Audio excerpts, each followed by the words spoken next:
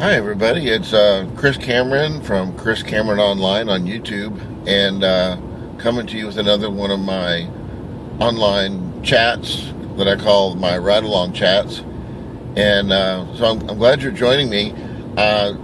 Today we're moving ahead with the topic of success, and I wanted to talk about persistence, or maybe you could call it, if there's a will, there's a way. And again, these are some simple things you might have heard growing up. Maybe you didn't. Maybe you were unfortunate, didn't hear anything like that. And you may know what it refers to, but if you apply the core values, it can make a difference in your life and also what you can accomplish. A lot of people, they try something once and they quit. Like Homer Simpson's The Simpsons show, Homer says to his son, Bart, if it's hard, you can always just quit, when you first try it. And of course, we know a lot of things that you get skilled at, whether it's tennis or surfing or whatever. You have to do it more than once to get the feel of it. You have to do it sometimes for months or even years to get better and better at it. And that's kind of the fun of those activities. And when you're talking about things you want to accomplish in life,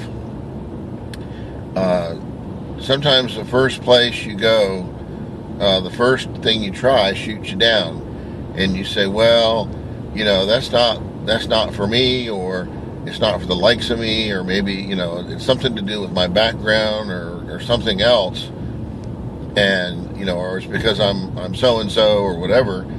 But if you keep at it and you find the right angle, and it might be something you hadn't thought of at the beginning, but because you keep thinking about it, you're looking at, how can I get to that? How can I get to that?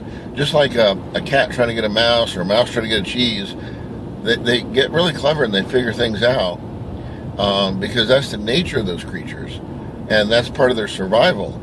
If they don't figure it out and they just go, oh, well, they just go home, they go home hungry, and after a while, there's no more cat or no more mouse. They don't survive.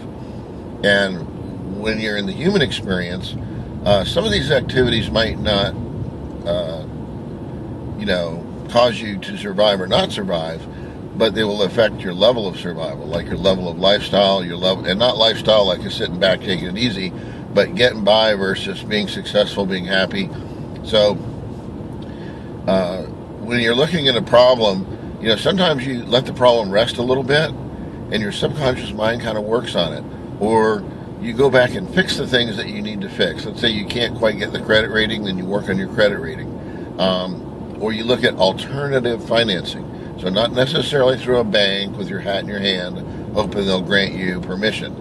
Banks recently have really changed. They used to be really open and friendly and creative, and I know that things have happened I've seen where they lower the amount you can borrow on a line of credit. They raise the interest, like almost double it.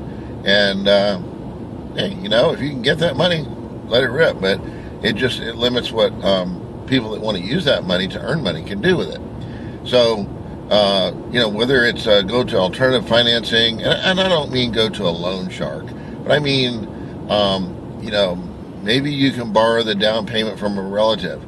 And I don't mean borrow the down payment from a relative like some people mean it.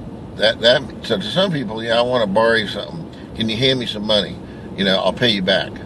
And their words are worthless. They have no intention of paying it back. They have no history of paying it back. I mean, if you're going to borrow the money, especially from a relative, you should be above and beyond what you do with a bank. But some people think it's family. It doesn't matter. It's all like some kind of common pot. They're thinking very socialist. We're all poor. We all work. It doesn't matter how hard you work, so why bother? And you might not agree with these thoughts. You're probably watching the wrong thing. But, I mean, if you say you're going to do something, do it. Don't say, oh, well, my car broke, I had to spend the money. You don't have that money to spend on the car. You've already promised that money to somebody else. You've already promised that rent money, that payback money. You need to ride the bus till you get enough money to fix your car. You don't get the convenience of stealing, and I'm using the word stealing, somebody's money that you promised to them. Because when you don't make a payment, you are lying and stealing. So if that's your modus operandi, meaning that's your normal way you operate, you're probably pretty offended right now. thinking, well, hey, you don't understand. That's the first thing I hear out of tenants' mouth when they're not have any money. They got a story. You don't understand. I don't have to understand anything, although I am one of the best landlords around, but that's not the subject. I make it happen for everybody within possible means, but not paying for something certainly don't work. You can't walk into a Walmart and not pay. So if there's a will, there's a way. Sometimes you can sell something else that's valuable, and it's ironic that poor people, or poor thinking people, let's go there, because there's nothing wrong with poverty, it's not illegal, but they tend to have a lot of busted cars in the yard, like someday I'll fix that up, or that's got value. Well, if it's got value and you're short of money, why don't you sell it? You don't see that with successful people that have busted cars in the yard. So if you are from a background of scarcity of money, of need, look at what successful people, how they lived. You see them towing home broken cars. I'm going to fix that up.